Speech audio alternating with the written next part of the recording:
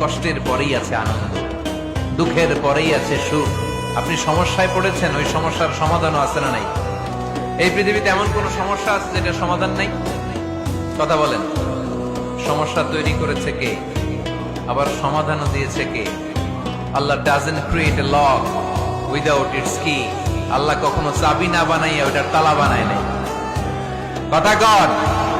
তালাও যেহেতু আছে, ওই তালার চাবিও বানিয়েছে কে? মা আনজালাল্লাহু দাআন ইল্লা আনজালাল্লাহু লাহু শিফা। আল্লাহ দুনিয়ায় এমন কোন রোগ পাঠায় নাই যে এই রোগের ঔষধ বানায় নাই, এমন কোন রোগ নাজিল করে নাই যে এই রোগের কোন চিকিৎসা বানায় নাই, হয়তো সেটা আবিষ্কার হয় নাই। অনেকে ক্যান্সারের কথা বলতে পারেন যে হুজুর ক্যান্সার এমন রোগ, এই ক্যান্সার তার নাই কোনো অ্যান্সার, কিন্তু বিজ্ঞানীরা বলতেছে এটারও অ্যান্সার আবিষ্কৃত হচ্ছে। সুবহানাল্লাহ কইবেন না? কিছু কিছু ক্ষেত্রে হয়েও গিয়েছে।